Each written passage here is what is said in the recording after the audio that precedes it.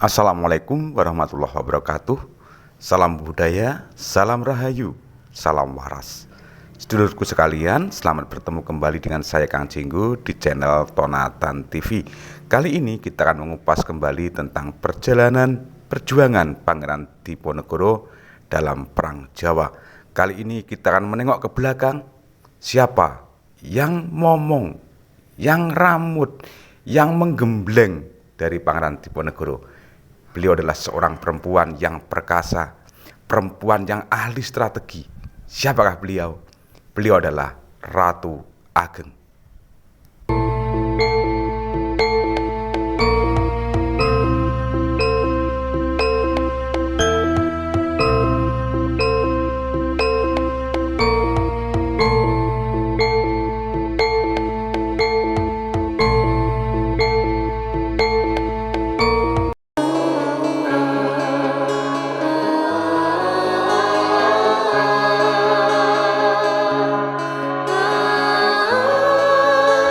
Bila ingin membantu pendanaan, kopi, atau pasang iklan di Tonatan TV, lihat selengkapnya pada deskripsi. Sedulurku sekalian yang berbahagia, Nyai Ageng Tegarjo lahir pada 1735, merupakan istri dari Sultan Hamengkubuwono I. Sosoknya dikisahkan sebagai perempuan pejuang yang mewarisi bakat militer dari tokoh berkembangnya Islam di Bima, yakni Sultan Abdul Qohir.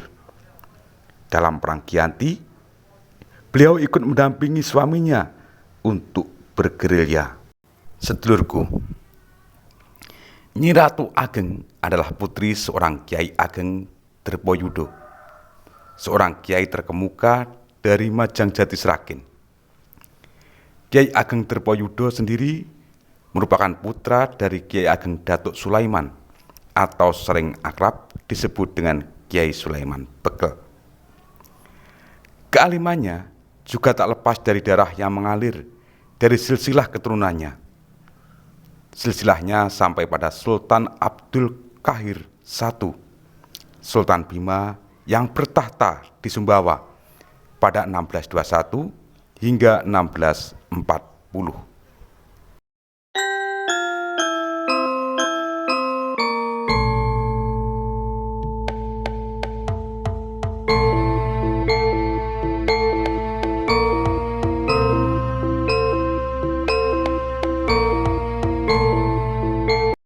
Peter Carey, peneliti Diponegoro, menyebutnya sebagai sosok perempuan tangguh karena beliau mendampingi suaminya Sultan Hamengkubuwono I dalam Perang Giyanti.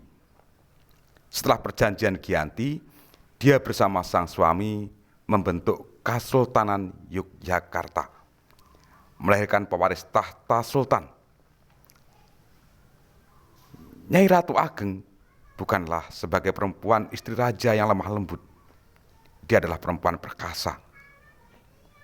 Ini terlihat dari posisinya sebagai panglima pasukan kawal istimewa perempuan kerajaan yang merupakan satu-satunya barisan pasukan militer Keraton Yogyakarta.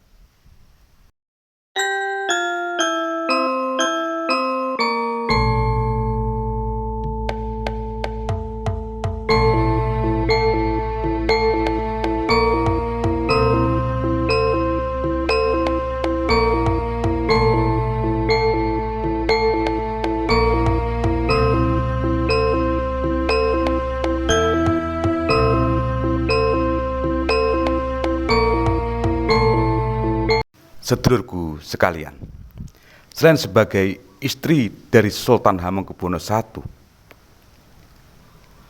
Ratu Ageng merupakan sosok perempuan yang agamis dengan kemampuan spiritual yang tinggi. Ia dikenal sebagai salah satu ulama perempuan di Jawa yang disegani karena ilmunya dan kemampuan spiritualitasnya. Sebagai seorang ulama, kegemarannya ialah membaca kitab-kitab agama. Beliau juga merupakan seorang penganut tarekat Satariyah. Beliau belajar tasawuf dan ilmu agama dari orang tua dan kakeknya yang juga seorang ulama sekaligus mursyid tarekat.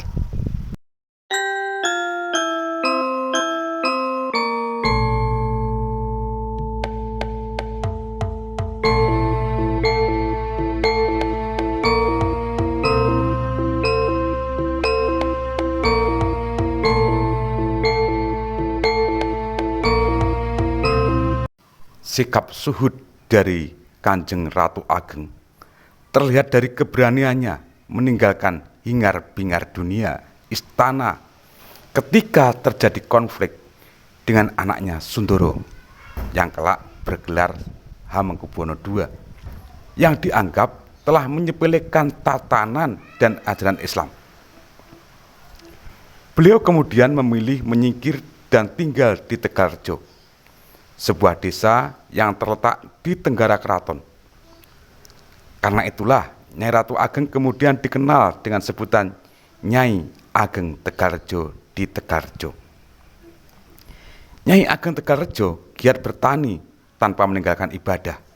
Tidak hanya itu, dari Padepokan Tegalrejo ini beliau membangun kekuatan untuk menyebarkan dan mengajarkan Islam, serta melakukan perlawanan terhadap tindakan yang dianggap bertentangan dengan ajaran Islam.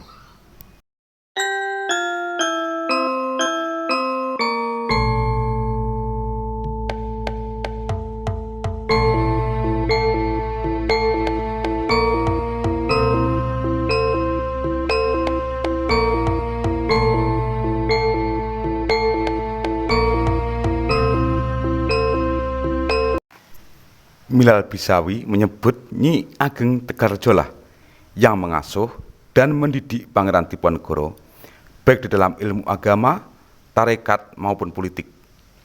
Dalam beberapa sumber juga disebutkan sang nenek inilah yang menjadi mursyid tarekat dan membaiat Diponegoro dalam tarekat.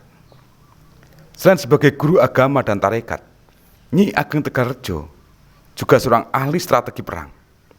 Pengalaman sebagai panglima pasukan kawal kerajaan perempuan telah menempatkan dirinya dalam posisi yang vital dan strategis dalam Perang Jawa. Nyi Ratu Ageng yang juga disebut Nyi Ageng Tegalrejo tidak saja menjadi penasihat spiritual dan guru agama bagi Diponegoro, tetapi sekaligus juga penasihat perang dan pengatur strategi yang menggerakkan kekuatan para kiai dan pesantren di Jawa dalam Perang Jawa yang dipimpin Diponegoro.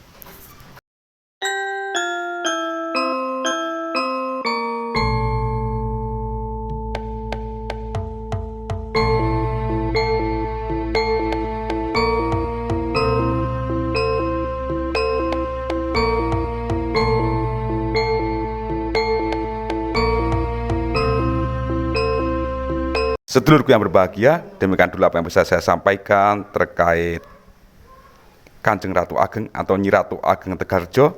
Ada kurang lebihnya, saya mohon maaf yang sebesar-besarnya.